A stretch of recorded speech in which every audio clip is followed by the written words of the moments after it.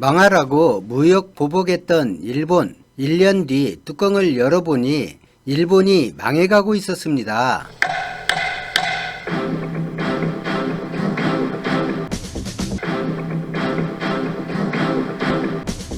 코로나19 신규 확진자가 539명이 나오고 일본 전역에선 전날 하루 동안 신규 확진자가 2426명이 보고돼 사흘 연속 최다 기록을 갈아치우자 애지중지하던 국내 여행 장려 정책인 고투 트래블 정책을 수정하는 방안을 협의할 예정이라고 밝혔습니다.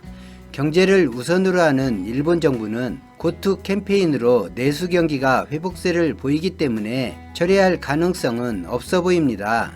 경제를 살리기 위해 어느 정도 피해는 감수해야 한다는 것이 일본 정부가 보이는 반응입니다.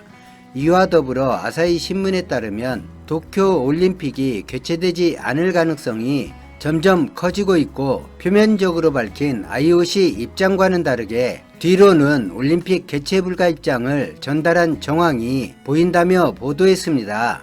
개최 즈음에 개최가 무산되는 것이 한일 양국 국민의 정서에 합당할 것 같긴 한데 현재 아베는 배가 아프다며 수상직을 사임한 이후 도쿄올림픽 특별 고문으로 선임된 상태이고 스가 요시히데 일본 총리가 자신의 아바타 역할을 제대로 하지 않는다 판단해 여기저기 정치 일정에 참여해 적극적인 정책 발언을 하면서 아바타는 아바타일 뿐이라며 스가 요시히데 총리를 압박하고 있습니다. 그런 가운데 애플이 야심작으로 내놓은 아이폰 12가 일본에 상처를 안겼습니다. 국산 선호도가 너무 높아 외국 제품의 무덤으로 불리는 일본에서 애플의 아이폰은 그야말로 독보적입니다. 일본산 핸드폰들이 워낙 경쟁력이 없기도 하고 아이폰이 아니면 한국 제품을 써야 한다는 이유로 아이폰에 무한한 사랑을 보여왔습니다.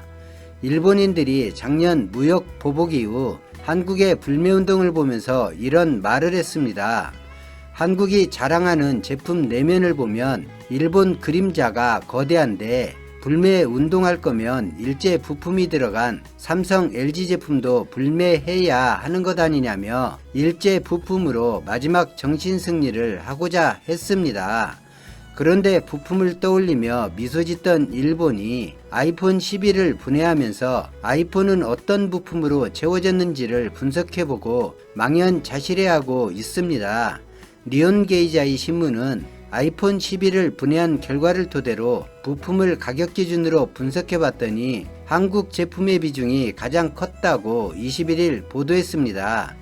분석한 보도에 따르면 아이폰 12의 원가는 약 373달러이고 이 가운데 한국 부품의 가격 비율이 무려 27.3%에 달했다고 보도했습니다.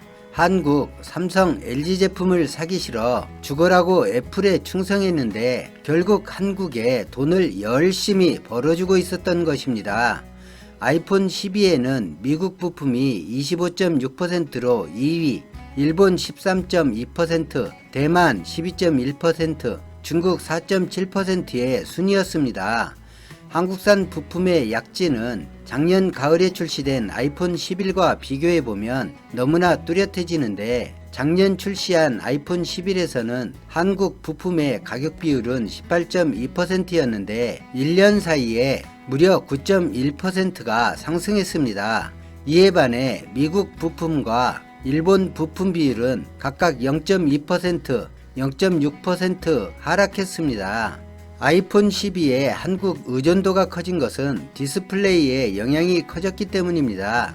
애플은 화상을 더욱 선명하게 보여주는 유기 발광 다이오드 패널을 $70 정도로 가장 비싸지만 삼성전자 제품을 채택했고 플래시 메모리도 $19.2 정도로 삼성전자가 공급하고 있으며 D램까지 SK 하이닉스가 $12.8에 납품했기 때문입니다.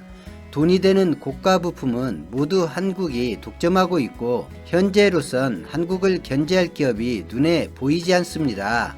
일본이 뼈아픈 것은 그간 애플의 주요 디스플레이를 납품했던 일본 업체 재팬 디스플레이는 스마트폰용 액정밖에 공급하지 못했고 아이폰 12 시리즈에는 기술적 한계로 아예 참가하지 못했다는 것입니다.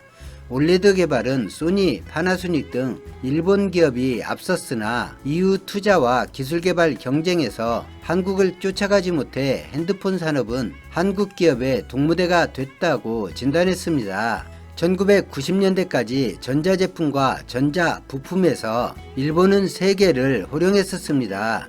그런데 일본이 하나둘 한국에 추월당하더니 과거에 한국이 일본 제품을 보며 느낀 감정처럼 지금은 한국이 일본의 높은 장벽이 되어가고 있습니다.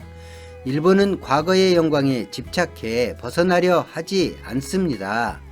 도장이 아닌 전자결제 도입 문제를 가지고 20년을 다툴 정도로 사고가 경직된 나라가 일본입니다.